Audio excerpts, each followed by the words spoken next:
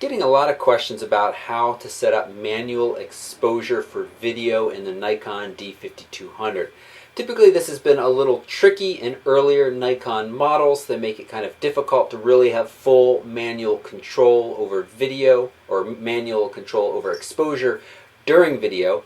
It's still a little tricky because you cannot change your aperture in live view. So let me just walk through this. Right now the camera is straight out of the box. I'm in auto mode. And just got it pointed at this still life right here, so the camera is picking all of the settings, and I'm also obviously in live view. I'm going to switch the dial to full manual mode, and you can see that if I change the shutter, there is no impact on the screen. The exposure stays the same. It is not simulating the exposure. Right now this should be pitch black with such a fast shutter speed, and all my other settings, my aperture and my ISO, staying the same. So the first thing we have to do is go into menu, and on the shooting menu at the very bottom, we can scroll down or we can scroll up to vice versa through it. We go to movie settings, go down to manual movie settings,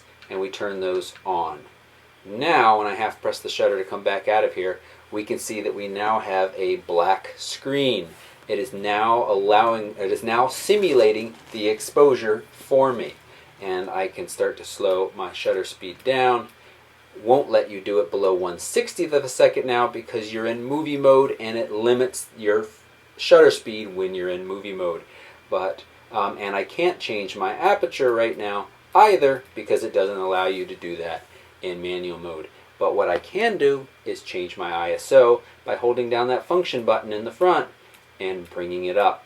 And you can see that as I bring that ISO up, it starts to show me what we were seeing before. And so now this is an accurate representation. If I was to take a picture now, the resulting image should be very close to what we were looking at, what it was simulating. This is nice. I still wish I'd let you change the aperture, but that's okay. Now, what you can do to change the aperture is leave live view, hold down that AV button up front, and rotate the dial in whichever direction you would like.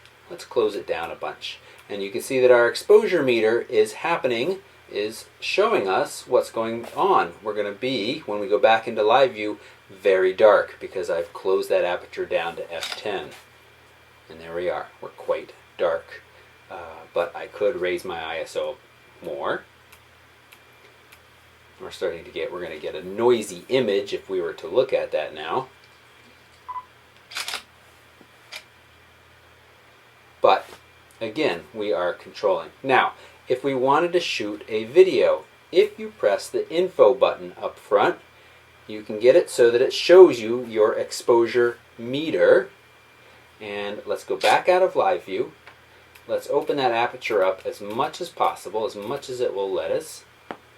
And then back into live view, and now we're bright, so I can hold down the function key and start to change the ISO until we get a closer to proper exposure.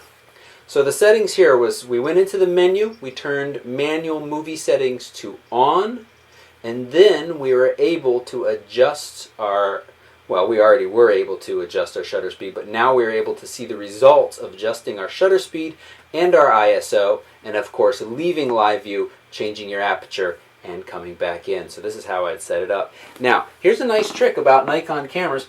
They haven't changed their mount in many, many years. If you watched my Monday Mishmash, I mentioned that. What I'm about to do is put on a different lens, a very old lens that I bought at a tag sale or flea market or yard sale, whatever you want to call it, this past weekend. And I bought it for $5. And one of the benefits of using a lens like this is the aperture control is on the lens itself. And so now suddenly I do have aperture control in live view because I'm not adjusting it through the camera, I'm adjusting it through the lens. It's mechanically, as I rotate that dial, changing the aperture in the lens. This is pretty nifty.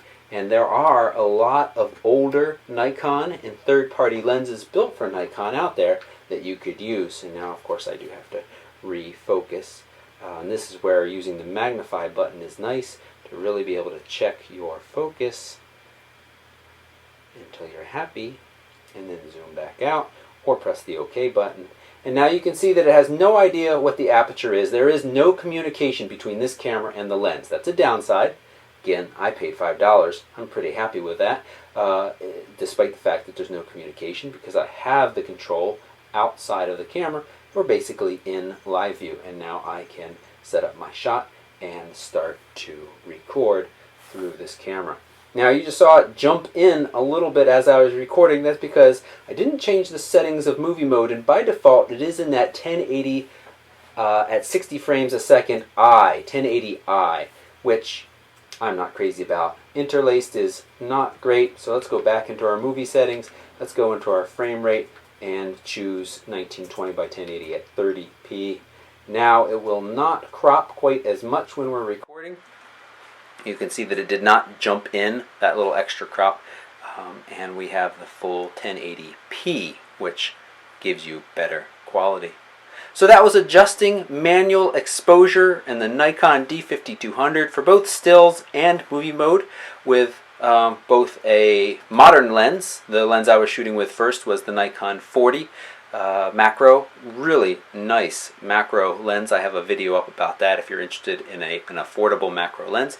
And then the second was this $5 Star Blitz with manual aperture control built into the lens. If you have any questions about shooting movies with a Nikon D5200, it does give really lovely results all the way up to 3200, maybe even a little bit higher. And with some post-processing and cleanup, if you know what you do, you can certainly push it a little bit higher. Really nice, and the price has come down a little bit, and as it drops more, this camera is really going to be a very good value if you can deal with the quirks of that live view and aperture switching. Again, if you have any questions, leave a comment down below or come over and find me on the Facebook page. I'm happy to help.